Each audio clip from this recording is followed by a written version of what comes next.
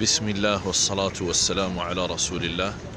أما بعد، الدخول من باب السلام للسلام على رسول الله صلى الله عليه وسلم وعلى صاحبيه أبي بكر الصديق رضي الله عنه وعمر بن الخطاب رضي الله عنه.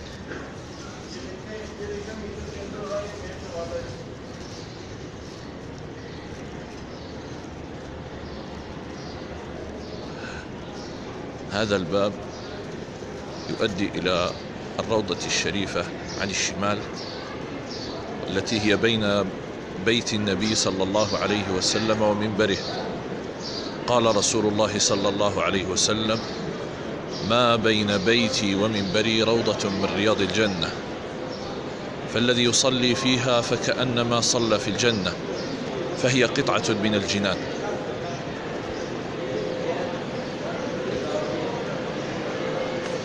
ها هو ذا منبر النبي صلى الله عليه وسلم.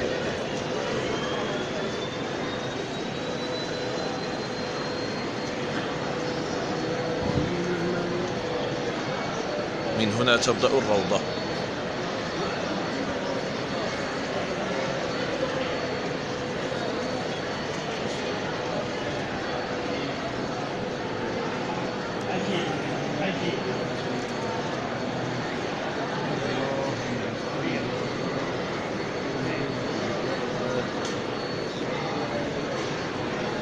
والله يا حاج بسم الله، كله نفر روح باكستان كله. والله يا حاج روح يدر ترتيب باب صديق، ترتيب باب صديق عجيب عجيب.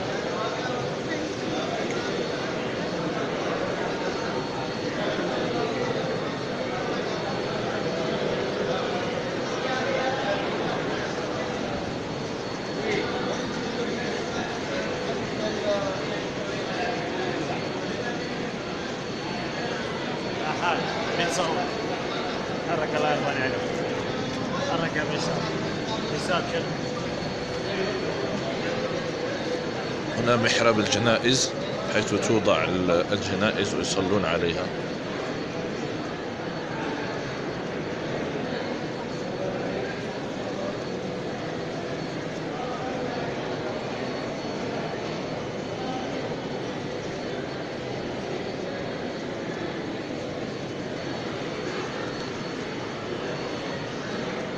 من آداب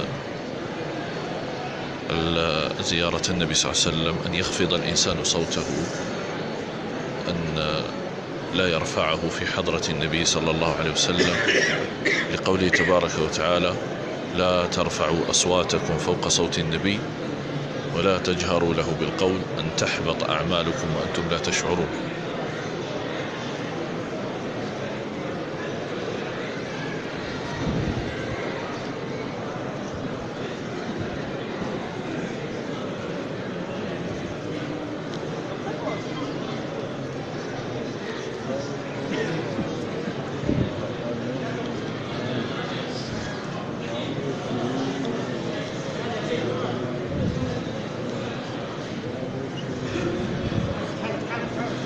السلام عليك يا رسول الله،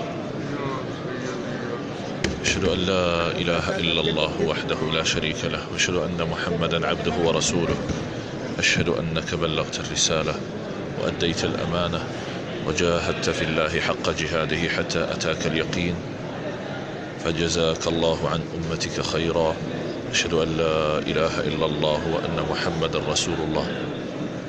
السلام عليك يا أبا بكر الصديق يا خليفة رسول الله، جزاك الله عن الإسلام والمسلمين خيرا. السلام عليك يا عمر الفاروق، جزاك الله عن الإسلام والمسلمين خيرا.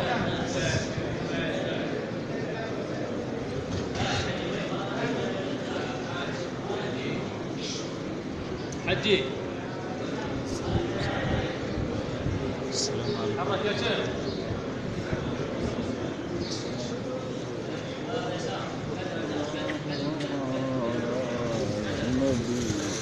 هذا الباب يؤدي هذا الباب يؤدي إلى مقبرة البقيع.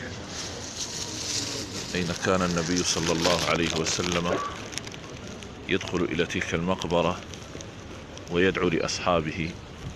هذه المقبرة فيها أكثر من 70,000 صحابي جليل وراء تلك الأسوار،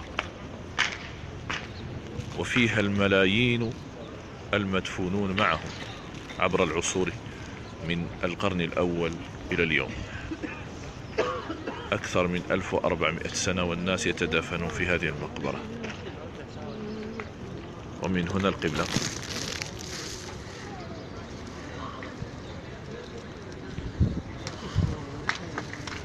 كيف يعرف الإنسان مكان قبر رسول الله صلى الله عليه وسلم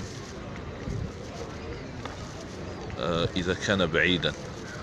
يدخل من باب السلام أو يأتي من جهة البقيع،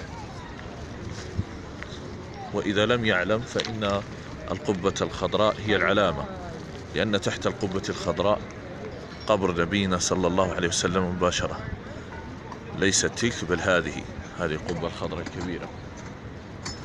اللهم صل على محمد وعلى آل محمد كما صليت على إبراهيم وعلى آل إبراهيم، وبارك على محمد وعلى آل محمد كما باركت على إبراهيم وعلى آل إبراهيم في العالمين إنك حميد مجيد. والسلام عليكم ورحمة الله وبركاته.